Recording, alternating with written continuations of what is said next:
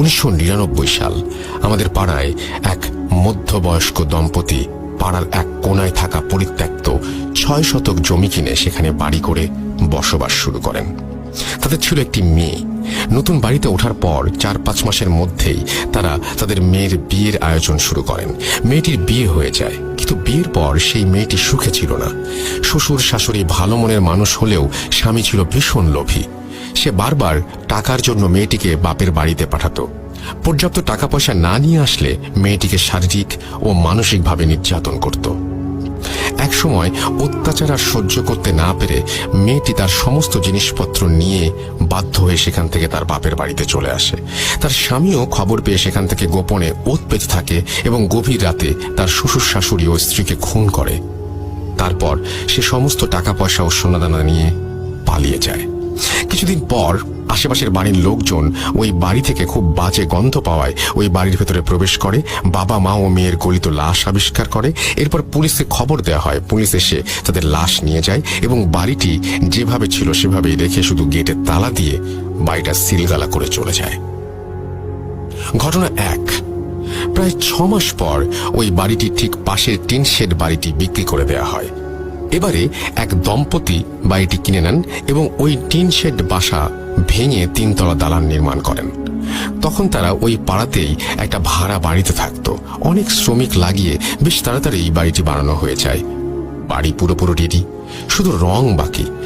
বাড়ি রং করতে মাত্র 2 জন রং মিস্ত্রি আসায় রং করতে তুলনামূলক বেশি দিন লাগছিল। একদিন কাজ শেষ করতে করতে একটু রাত হওয়ায় ওই দম্পতি সেই রাতে তাদের জন্য ওই বাড়ির বারান্দায় ঘুমানোর ব্যবস্থা করে দেয়। মাঝরাতে ঘুমোতে যাবার আগে কোনো এক রং শ্রমিক সিগারেট খাবার ইচ্ছে হলো। সে সিগারেট ও ম্যাচ হাতে ছাদে উঠে যায়। ছাদে গিয়ে সে সিগারেট জ্বালিয়ে ম্যাচটা না নিভিয়েই ওই পুরনো ভবনে ছুড়ে দেয়।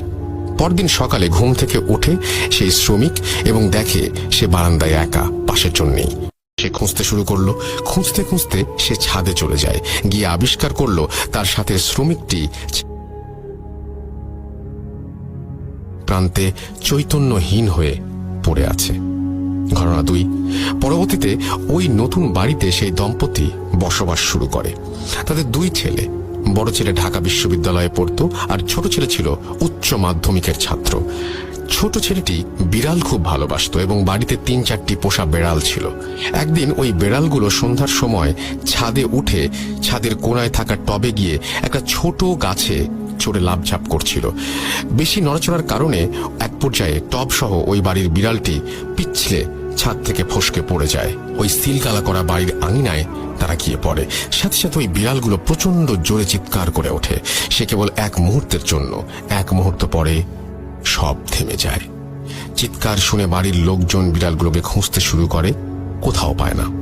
পরের দিন সকালে দেখা গেল পরিত্যক্ত বাড়ির গেট থেকে ঠিক 1 হাত সামনে খুব যত্ন করে সারি করে গুছিয়ে 3টি বিড়ালের লাশ। প্রত্যেকটা বিড়ালকে ঘাড় মোটকে মারা হয়েছে। যেটা আরো আশ্চর্যের বিষয় সেটা হলো বিড়ালগুলোর শরীরে 1 ফোঁটা রক্তও নেই। শুকনো ঠনঠনে জায়গায় বিড়ালের মৃত শরীরগুলো এমন ভাবে সাজিয়ে রাখা হয়েছে যে দূর থেকে দেখলে মনে হয় 3টি বিড়াল খুব আরাম করে ঘুমোচ্ছে। অবাক করা ব্যাপার হলো বাড়িটি কিন্তু সিলগালা করাই রয়েছে। বিড়ালগুলো ওই বাড়িতে আটকে পড়ে ওদের কেন মেরে এখানে রেখেছে সেটা কেউ বুঝতে পারছিল না। ঘটনা 3। ঘটনা 1 বর্ণিত পরিত্যক্ত বাড়ির পাশে থাকা সেই 3 তলা বিল্ডিং। এই বিল্ডিং এ একটি বাসায় নতুন ভাড়াটিয়া ওঠে। সেই পরিবারে ছিলেন স্বামী স্ত্রী, তাদের কলেজ পড়ুয়া ছেলে ও মেয়ে এবং 80 বছরের এক দাদু।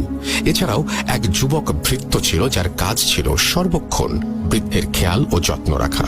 ভৃত্যটি কাজকর্ম ও আচার ব্যবহার ভালো হলেও মনে মনে সে বাড়ি থেকে চুরি করে পালিয়ে যাবার ফন্দি আঁটছিল। কিছুদিন পর ভৃত্য একদিন সুযোগ বুঝে আলমারির চাবি চুরি করে বাড়ির টাকা পয়সা ও সোনাদানা সরিয়ে ফেলে। কিন্তু পালাতে গিয়ে সে বাসার কর্তা গিন্নির নজরে পড়ে যায়। এক নজর দেখেই স্বামী স্ত্রী কারো বুঝতে বাকি রইল না যে ছেলেটি চুরি করে পালাচ্ছে। তারাও ছেলেটিকে ধাওয়া করে। পালানোর পথ না পেয়ে চাকরটি শেষমেশ ছাদে উঠে যায় এবং সেখান থেকে লাফ দিয়ে ওই সিলগালা করা বাড়িটির আঙিনায় পড়ল এবং এক মুহূর্ত পরেই তীব্র স্বরে আর্তনাদ করে উঠল। পরদিন সকালে ওই পরিত্যক্ত বাড়ির গেটে ঠিক এক হাত সামনে পাড়ার লোকজন ভৃত্যটির মৃতদেহ আবিষ্কার করে, ঠিক সেই জায়গায় যেখানে বিড়ালগুলো পড়েছিল। কিন্তু ভয়ের ব্যাপার হলো তার লাশটিও পুরোপুরি ফ্যাকাশে, একটুও রক্ত নেই, শরীরে কোনো ক্ষত বা আঘাতের চিহ্ন নেই। এটা যে কোনো মানুষের কাজ নয় সেটা বুঝতে কারো বাকি রইল না। ঘটনা 4। এক সময় আমাদের এলাকায় ছিচকে চোরের উপদ্রব বেড়ে গিয়েছিল।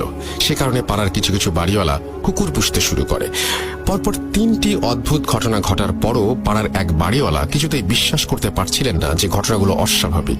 তিনি সিদ্ধান্ত নিলেন তার কুকুরের একটি বড় বাচ্চাকে তিনি ওই বাড়ির ভেতরে ছেড়ে দেবেন।